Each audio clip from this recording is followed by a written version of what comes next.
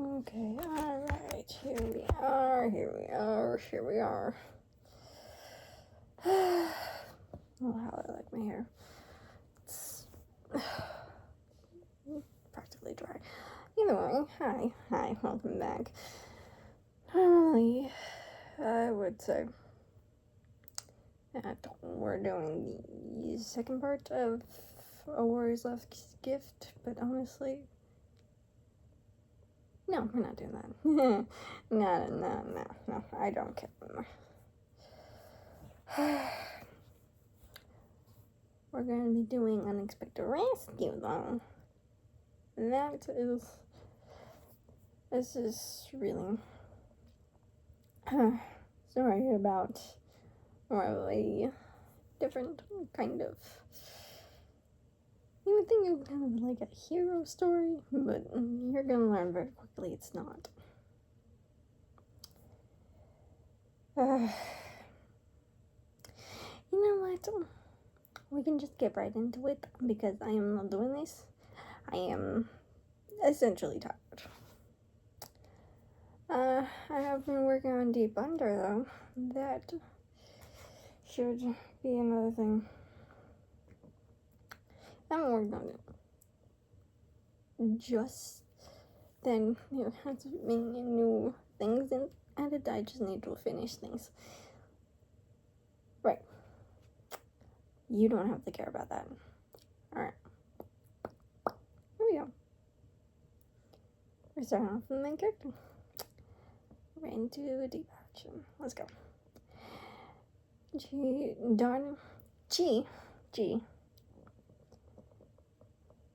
darted through the narrow alleyways, heart pounding as the Protection Society closed in on her, all because she wasn't a fit to be one of their so-called heroes. Her ability to manipulate blood made her a threat, too unpredictable for their world, apparently. Gosh. And they wanted her erased, or dead, if you wanted to be tactical. Either way, bullets tore through the air, zipping past her as she ran, but the strain of using her powers essentially exploding someone's heart. Crazy. Yeah, I know. Whatever.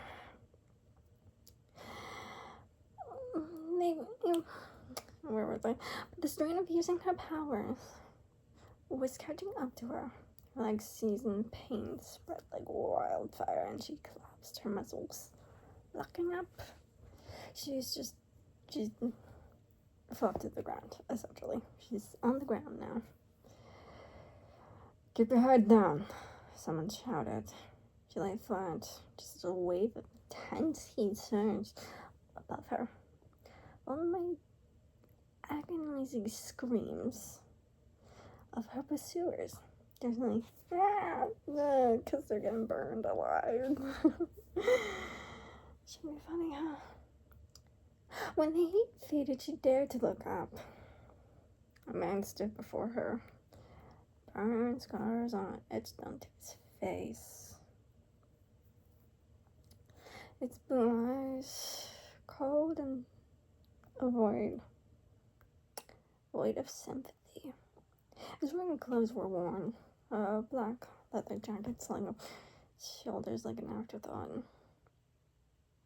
Got up, let's move, he ordered. She shook her head weakly. I can't. My legs are numb. The man let out an annoyed groan before striding over and unceremoniously hauling her up. I don't know why I used that word, but essentially he just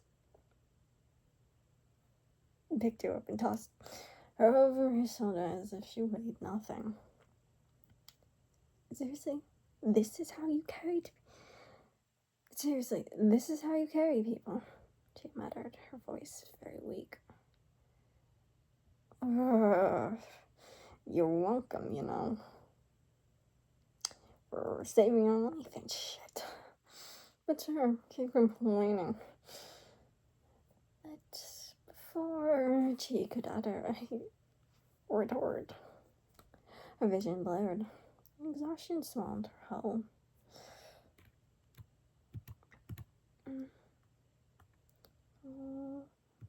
So essentially fainted. She's out like a lion. The man felt her body limp, sighing as a portal opened up beside him. He stepped through into a safe house. Her heat. Does my hair come longer? I feel like my hair's got longer. I don't know. Okay, never mind. To a safe house. He's in a safe house now. Okay. Two people were on the couches and looked at him in surprise as he walked in. The portal closed behind him. Just. Oh. Blaze, you brought someone back? And they're not dead this time. The first person asked, worrying, coloring her voice. Did not protect that well, but. Please, no, she just fainted, and that was one time. One time.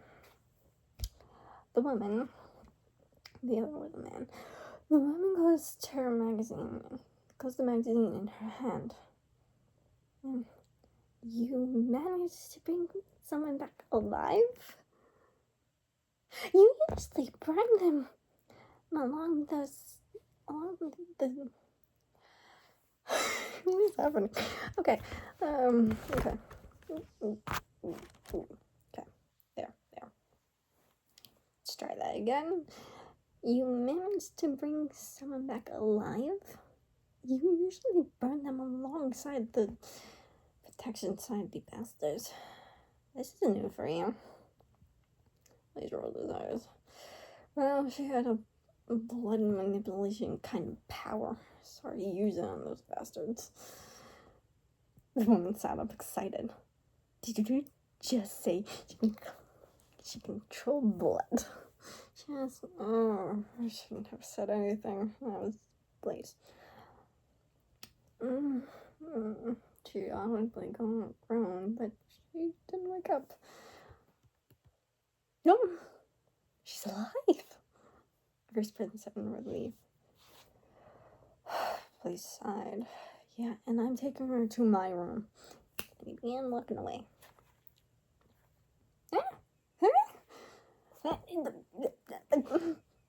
Why can't you be with me? Huh? Why can't you? It's women. Come on.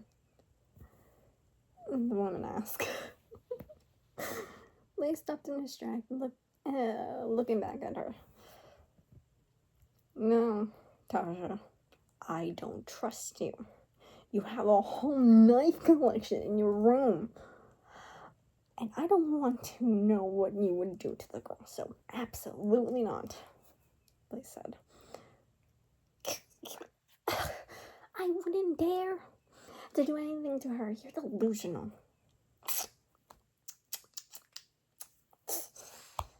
And you're a psychopath, Tasha. You're a psychopath. Blaze did that. Tasha and Blaze flipped each other off. Essentially, Tasha groaned and picked up her magazine again. What about me? Did you say with me? First person asked. Excitedly. Jean, Bevy, please clean up your room first. Your room's a disaster. Ugh, Tasha said. Jean groans onto the couch. They sighed and carried Cheese down the dimly lit hallway. His footsteps heavy on the creaking wooden floor. That manhole thing. You know, it's crazy. This whole thing is going crazy. Either way, alright. Let's continue.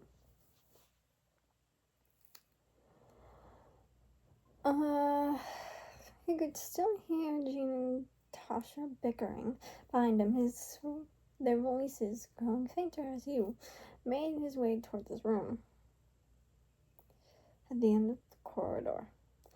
The door just creaked open and he stepped inside. Walking over to the bed on the far wall. Okay. And he laid she down gently on the bed. And the thing is, Blaze doesn't do gently. He's not. You'll see. Okay. For a moment, he stood there, looking at her, his mind racing with questions. Blood manipulation.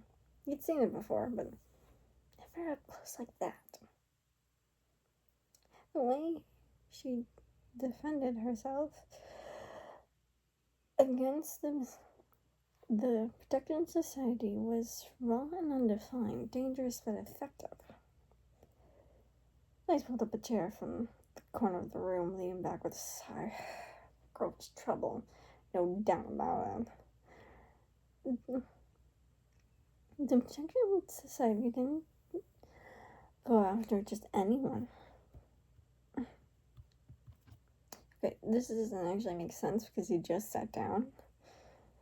So he did get back up. Essentially just shoving the... This is not in the official thing I've written, but just saying this won't make sense unless you just imagine he just got back up.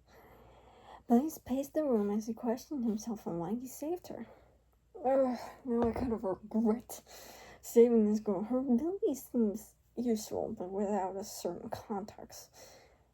I can't tell if it really is useful. He muttered to himself. He groaned, her face scrunching up in pain. No, stop it. Leave me alone. I'm not actually gonna shout. I don't live actually alone. I have a brother. He's probably sleeping though, but either way. Blood veins. Just imagine it was like a scream of leave me alone. I'm just not gonna do that. Blood veins spread throughout the room, creating a cracking pattern of crimson. Whoa. That's creepy. That is creepy, Lee said, looking around the room. He shook his head and turned back to Chi, taking hold of her hand. Hey, you're okay. You're safe now. Calm down, please. I'm gonna figure this.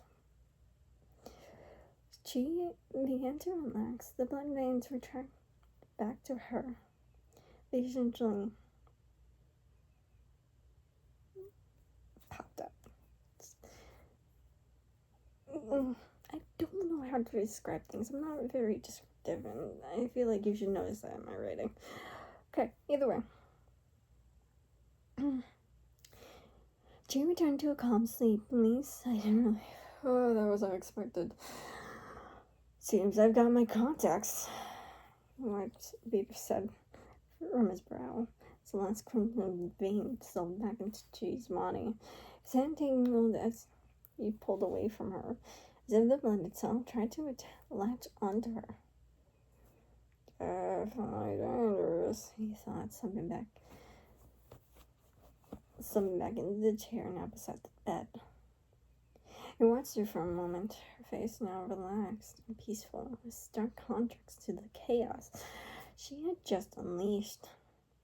Her power was volatile, an unstable force that could either protect or destroy, depending on her control.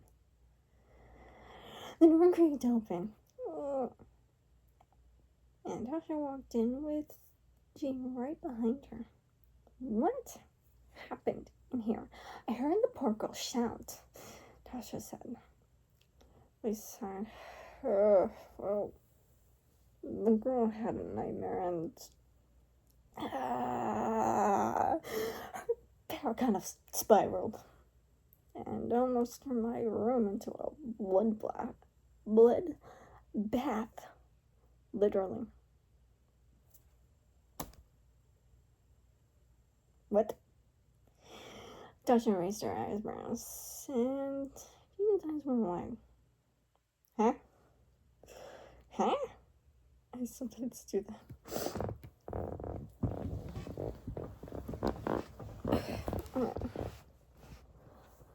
Well, Con and Thomas are gonna be back in a minute. You need to tell them about this girl here. About this girl. You need to tell them that this girl is here before Thomas throws a fit. Tasha suggested, looking at the girl on his bed. By sure, standing up and moving the chair back to its original place, which was in the corner of the room. And you can tell him, because I don't care. Tasha looked at him angrily.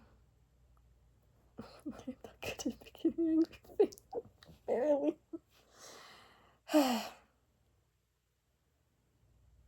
Oh, hell no. You're the one that brought her here. It should be your responsibility to tell them. Tasha scoffed. They shrugged. I don't know what to tell you, but I'm going to bed. Bye. He said, effectively shoving them out of his room and closing the door in their faces. Yeah.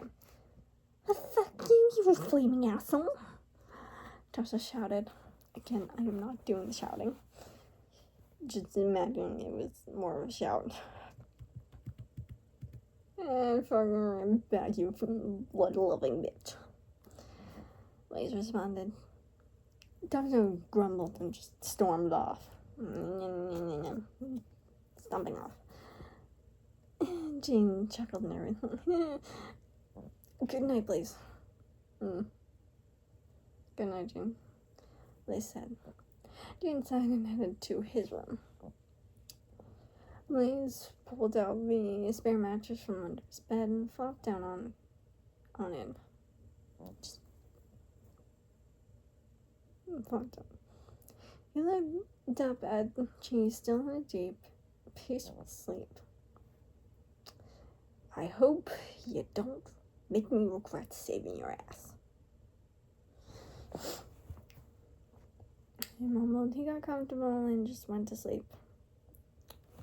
Time goes by. It is now the next morning. Liz was in the kitchen making breakfast. Tasha was on the couch reading her magazine, while on the opposite couch, Jean was there just playing on his phone. Back in Blaze's room, she is now awake, confused and a bit dizzy. Am I? Or is the man that scared me? She muttered. She swung her legs off the bed, and feeling they were no longer numb. She got out of bed and leaving the room, heading down the hallway to the living room. Tasha looked up from her magazine and saw Tia posting. Hey, you are awake. You've been out for a little while, she said. Tasha said, setting her magazine aside on the coffee table. She just gently waved, still trying to shake off the exhaustion. Jean popped out from around the corner with a cheerful hello, causing Jean to flinch. Jean, oh my god. Oh, you puppy boy. Jean, you just scared the poor girl. She just woke up, Tasha said. Jean looked between Tasha and G. Well, he looked at Tasha and then at G with an apologetic smile. Whoopsie-doo. Sorry about that. I'm Jean. What's your name? Jean asked, extending his hand for her to shake. G, a bit hesitant, shook his hand. I'm G. Aww, G's such an adorable name, Jean said, guiding her to the couch Tasha was sitting on. Oh, thank you, Jean, she said, sitting down next to Tasha. and sat down on the opposite couch. Oh, don't worry about Gene. He's just a puppy boy. He means no harm. Tasha reassured her. Gene, it's good to meet you guys. You too. I'm Tasha, by the way. That's a beautiful name, she said. Tasha just sighed. You're so sweet. Just a moment, she said. Blaze, she's awake. Again, shouting, but not going to bed. Jean looked at her confused. Who's Blaze? He's the one that sees you, honey. Tasha said, as if on cue. Blaze walked out of the kitchen, drying his hands with a washing cloth. Oh no. Good, you're awake. We need to talk, but that'll be after breakfast, which will be ready in a bit, Blaze said. She smiled and nodded. Blaze looked at Tasha to see their smug faces. What? He asked, annoyed already. Tasha said, nothing, it's just you came out quite fast. I mean, first you save her and then you come out so fast when you hear she's awake. Something's different about you. Yeah, it's weird. What's going on? Blaze that was Jean, nodding in agreement. That old thing. Blaze rolled his eyes and went back to the kitchen. Wow. Don't mind Blaze, he's always a grumpy ass. Tasha said, Jean, he seems a bit sweet. Tasha and Jean just look at each other and just go, together. Tasha looked back at me.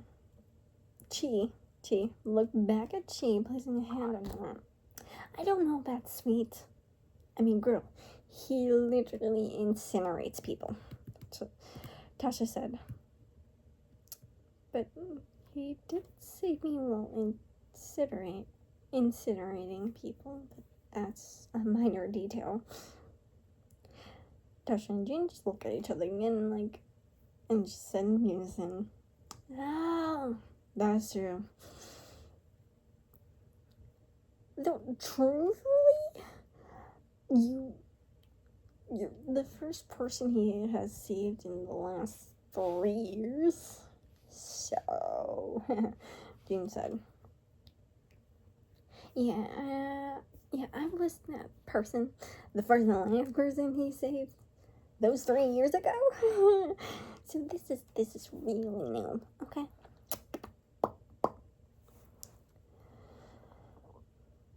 That was Tasha. Sorry. Tasha. She tilted her head. Oh, that's interesting. Tasha nodded. Yeah, it really is. First time in 3 years. Not long, but knowing Blaze, this is practically rare for him. They continued to talk when someone else walked in.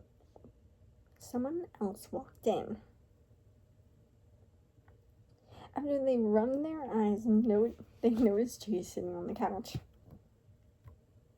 Who is she? And where the fuck did she come from? They asked. Tasha pulled Chi into a hug. What? Okay. This is Chi. Isn't she adorable? Oh, and Blaze was the one that brought her here. She said, giving Chi a small squeeze. The person blinked and broke the tumble.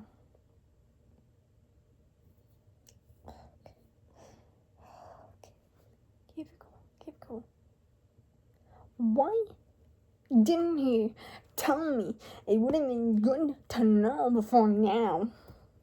They asked. Tasha sighed.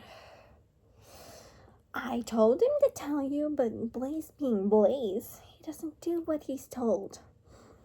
The person groaned. Of course, he never does. It's Blaze, always rebellious. Anyways, that's Thomas. He likes to think he's the leader here. Tasha told G. Thomas scoffed. I do not. I know my place. Tasha did rage. I was gesturing her eyes at him.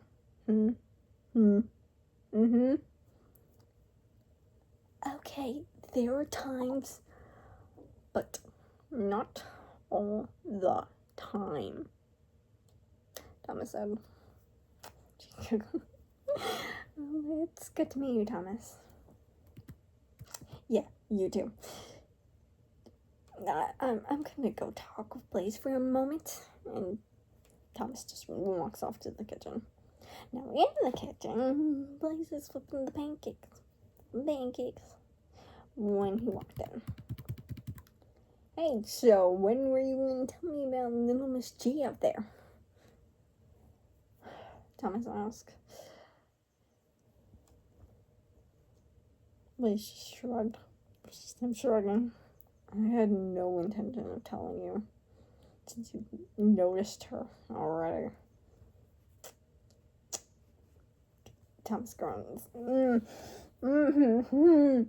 I mean, before I noticed her. I mean, okay, she seems pretty sweet, but a little heads up wouldn't have been nice. Just say.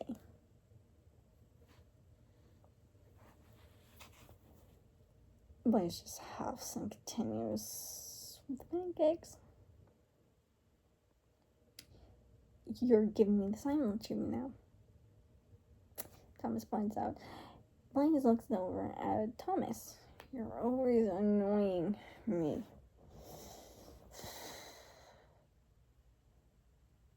It's not like she's been here for an entire week. I just saved her last night. Wait, let me try that again. I just saved her ass last night, they said.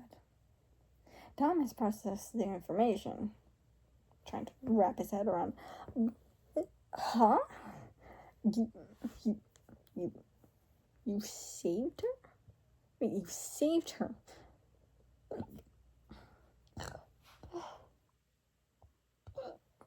Okay. Tasha did not tell me that. Okay, there's something different about you right now, I said. Just leave me alone now, Blaze said. Thomas just rolled his eyes and then just left the kitchen. Am I saying yes too much? Either way, Blaze was left in silence with only the sound of sizzling from the skillet. And he did not realize G had walked into the kitchen. Blaze? G spoke softly. Blaze looked at her with a softer expression. Oh, hey. What do you want?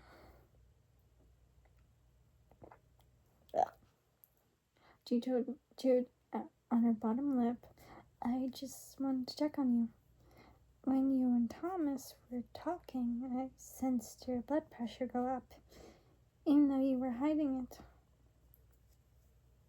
Are you okay? She asked. Blake looked at her with a raised eyebrow and then chuckled. Is sensing blood pressure part of your blood manipulation powers? She just yeah, there are many uses to blood manipulation, she said, using her powers to flip pancake. It's gonna be explained. Wow, that's impressive. Blaze said, yeah, thanks. Technically, I can manipulate any liquid. But the reason it's called blood manipulation is because I work better with blood. More than any other liquid. And if I connect my blood to a solid object, I can control it. Jay explained. Please just stop.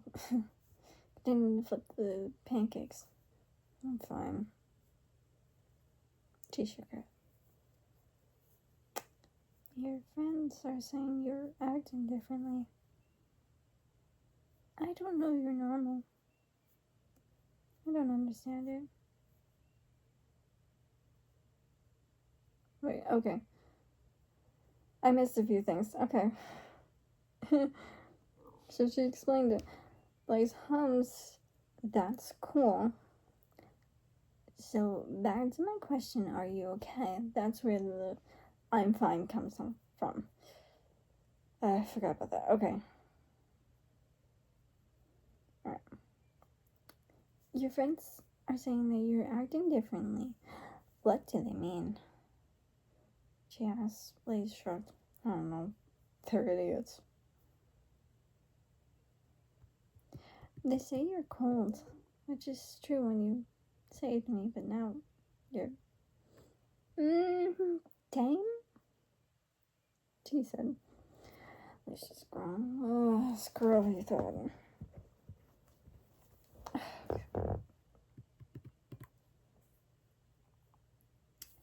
So, I'm always calm in the morning. I beg to differ. A new person interrupts this, so here we go. If you think you can guess who this is, I'd like to see that happen. Either way, Lace was startled, almost flipping a pancake off the skillet, but she used her power to put it back onto the skillet. Just whoop, and sealing back on. Okay. The person was a woman. Her black hair was cut to her chin. Her brown eyes looked between Blaze and she. She was in a black bra and gray sweatpants. Fuck! Connor, don't do that! And for the love of God, put on a shirt. Blaze said. Connor just rolled her eyes and strolled over to the coffee maker. Oh, calm down. This isn't the first time, she said, making a cup of coffee. And he's just Blaze ground. It's not just the appropriate time to walk in like that. Connor chuckled. Dude, I've been standing by the door for the last 5 minutes of you talking. You two talking. They scowled. This woman frustrates me. I said to Chiggy, who nodded. I can see that. Relax, she means well. Why is my back hurt itchy?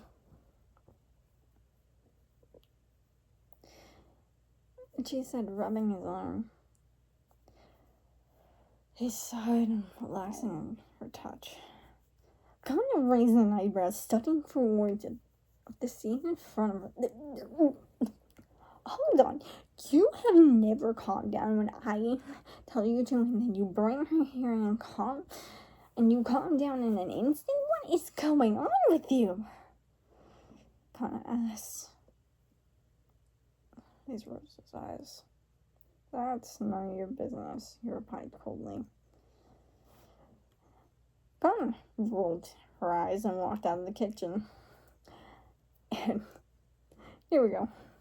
Breakfast is ready, they shouted. Connor lets out a very loud, annoyed groan as she stomps back into the kitchen. Fuck you! She shouted, places.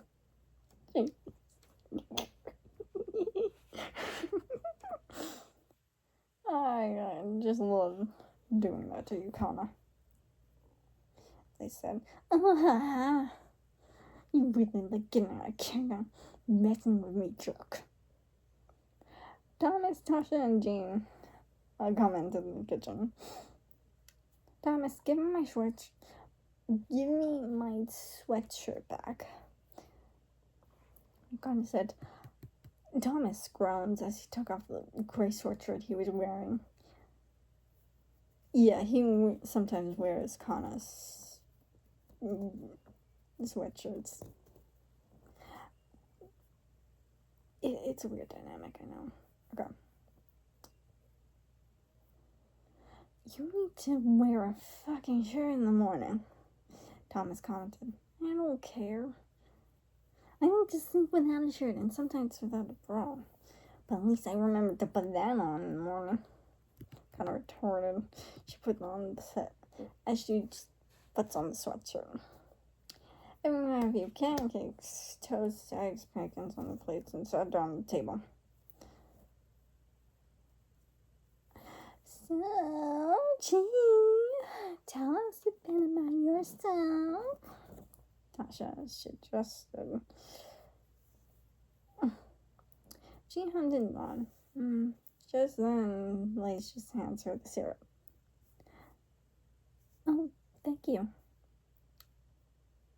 she said. Kana, in absolute disbelief with Blaze's behavior around cheese, he has never gotten the syrup for anyone.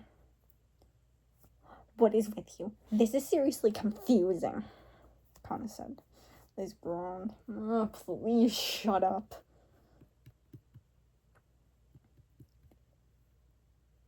I mean, seriously, what is going on with you?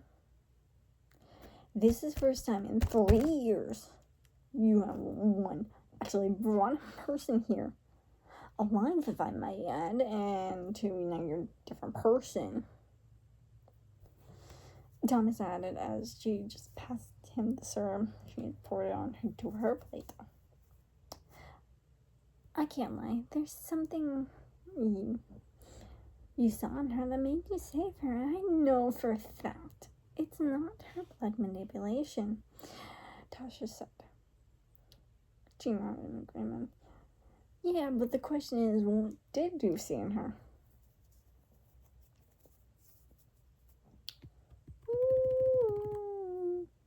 Can everyone just drop this? I'm just being nice, so what? Liz asked. So what? So what? The problem is that you're never nice. You're never nice, Blaze.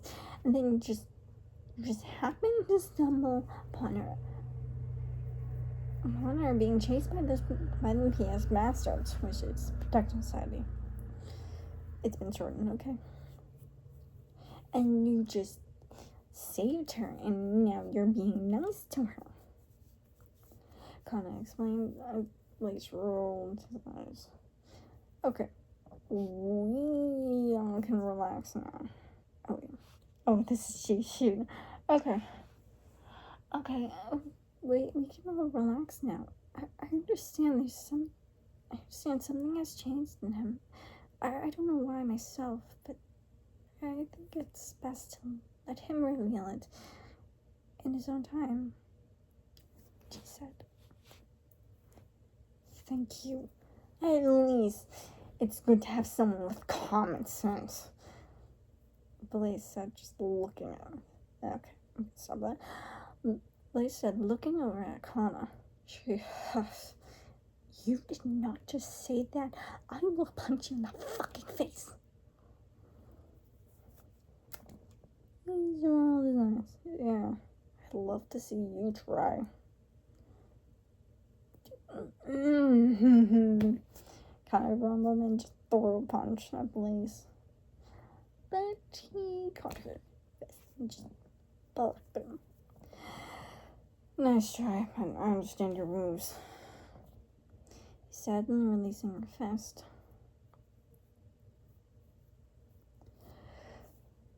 Kana groaned and just went back to eat her breakfast. They ate in silence, tension still in the air. Now, fast forward to after they had breakfast. The group had gotten ready and headed down to the city. They were also in disguises. Trust me. It is going to matter. So, what exactly are we doing? She asked quietly. They sound, well, pickpocketing things. A bit of pickpocketing, some cash, and maybe a little bit of murder, arson, or something more sinister if you got anything in mind. She processed the information, placing her hand on Blaze's arm. He didn't react to her touch, just let her do that. Do people ever notice their wallets are gone? She asked, her voice low. Blaze just smiled. Look at these people. Going down a line of people waiting at the crosswalk, at a crosswalk on their phones. They're distracted. No, never paying attention to anything. You tried getting on. She took a deep breath, approached.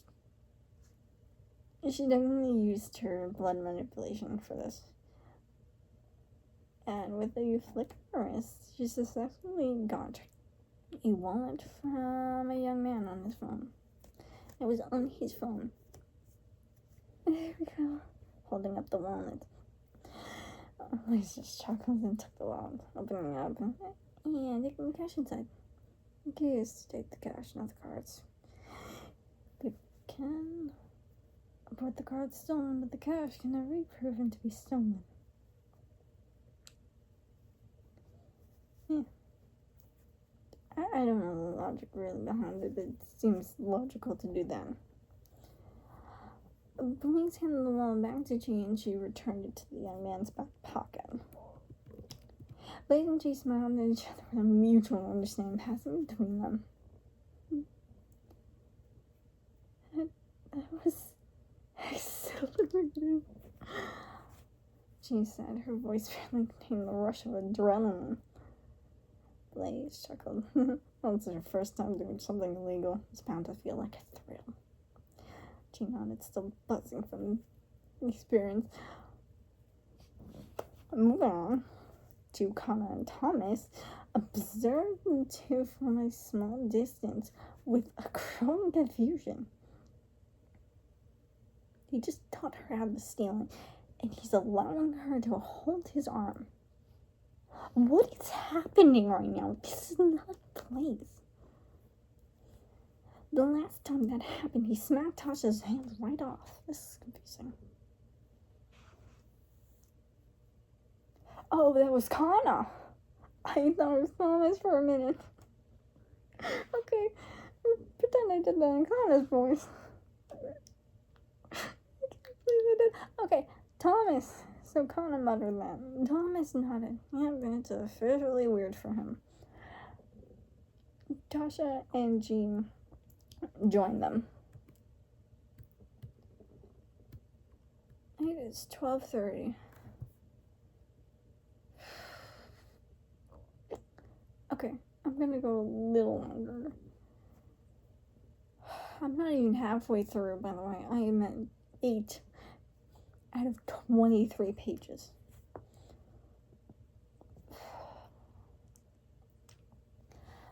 What are we looking at? Tasha asked. Connor just pointed to Chi and Blaze. I was about to say Basil, which is the name of one of my cats. Or family cat. But either way, it's a cat name. And the currently is here. Tasha and Jean looked at them and were surprised. Oh wow, this is new, Tasha said. You know, yeah. So new for Blaze. Yeah, so new for Blaze. The observation was kind of cut short when someone started shouting, "Where is my fucking wallet? Someone stole my fucking wallet." The group looked over at a middle-aged man, raging at the fact that his wallet was gone. He was attacking the people around him, and the people just were shaking their heads. I said in frustration, "Oh, that bastard is annoying, always bothering other people about his wallet." He never paid attention anyways. It's too easy to nab his wallet.